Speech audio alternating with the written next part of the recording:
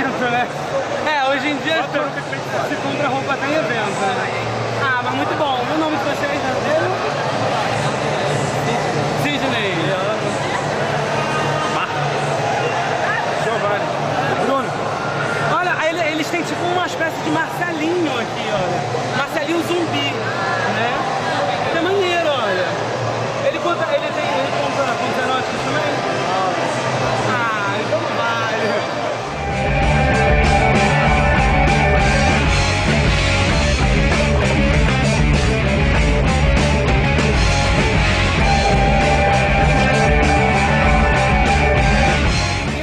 Só cosplay no evento de anime, né?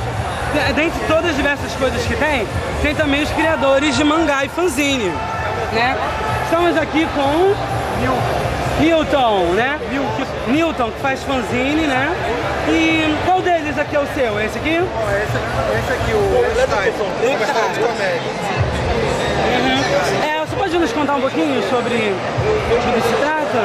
Bom, basicamente foi uma ideia que eu tive. Foi em 2000. Era uma história que eu queria criar, eu nunca queria história de comédia. E, poxa, eu sempre fiz histórias muito grandes, muito longas. Resolvi criar uma história mais curta, com uma ideia bem simples, bem rápida. Que era assim. Separada 10. A ideia era, eu queria criar uma história com uma sereia. Só que eu não conseguia imaginar uma ideia, uma coisa engraçada com uma sereia. Pô, o que a sereia faz de engraçado? A sereia, ela canta para os marinheiros morrerem? Isso não tinha nada de engraçado. Aí eu pensei assim, pô, isso é o que uma sereia faz. O que uma sereia jamais faria? Quando eu fiz pra mim mesmo essa pergunta, na hora veio a resposta. Cozinhar. Mas, cozinhar? Uma sereia não cozinha. Ela não tem como cozinhar, só que essa ideia de, pô, uma coisa muito inusitada, uma sereia não consegue cozinhar. Mas e se ela cozinhasse? Como seria essa brincadeira?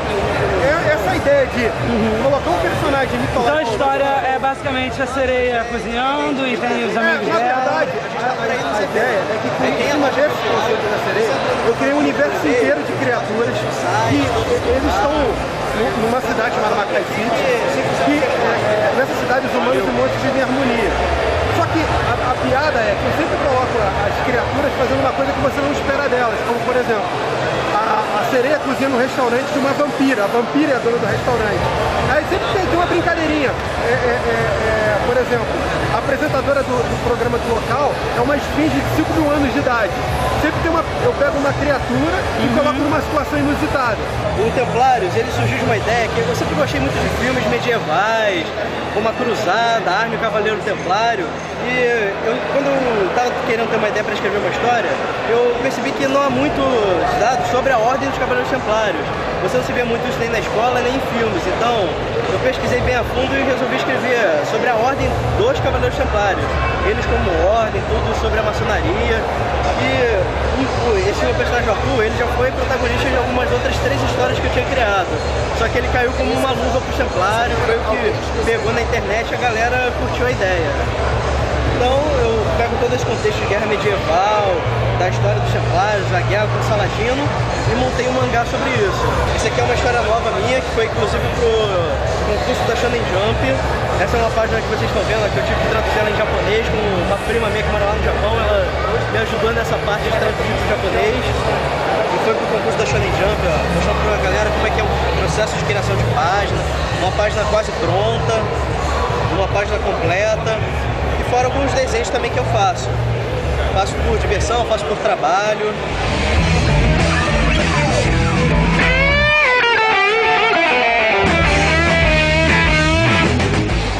É uma história que passa no universo shonen, né?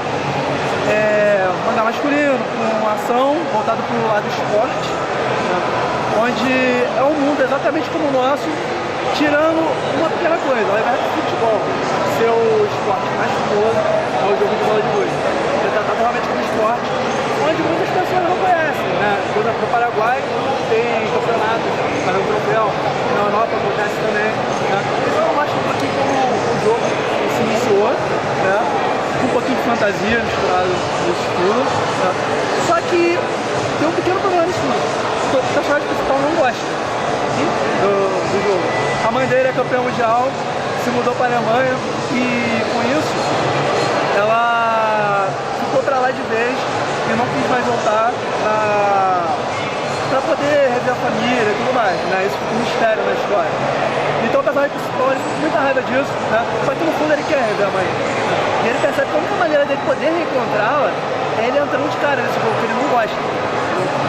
Mesmo ele sendo uma pessoa social, que se acha o melhor em tudo, não precisa de amigos, não precisa de treinamento pra nada, ele acaba entrando nesse meio para poder conquistar o objetivo dele, que é reencontrar a mãe.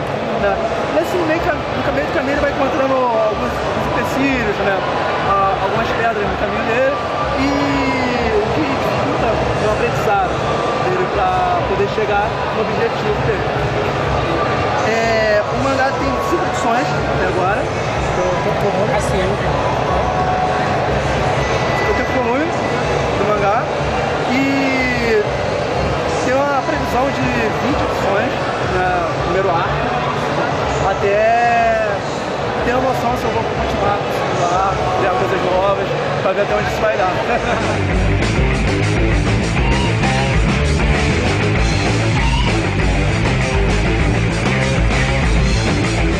De Android é uma nova investida que o estúdio Kalamazoo, o estúdio que eu pertenço, está produzindo.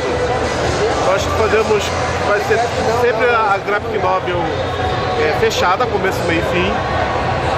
E ela vai ter também, além da história, né? Vocês podem perceber, nós vamos ter sempre making off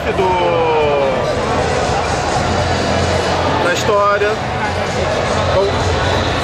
Matérias falando sobre nossas inspirações, desenhos de produção e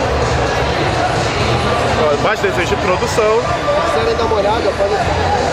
E um profile falando sobre os autores.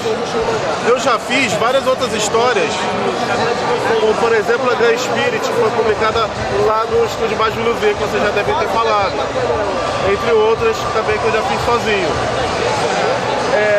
A Paranoia de Android, ela fala do seguinte: é uma história de ficção científica com mistério, um pouco de romance, e cujo mote é até que ponto você pode chegar na intimidade de uma relação sem ela ser mortal. Espero que vocês gostem da história. Muito obrigado. Encontramos alguns otakus aqui, né, e resolvemos também entrevistar. Diga seus nomes. Pedro, Yuri, E o que vocês estão achando do evento? essa feira tá maneira, tem muitas coisas pra comprar aqui, os shows estão tendo também, estão super agradáveis, o clima tá super Maneiro, né? Aqui foi um dos primeiros eventos que eu fui na minha vida, lá uns 7 anos atrás. Foi aqui, esse lugar histórico, pelo menos pra mim, assim.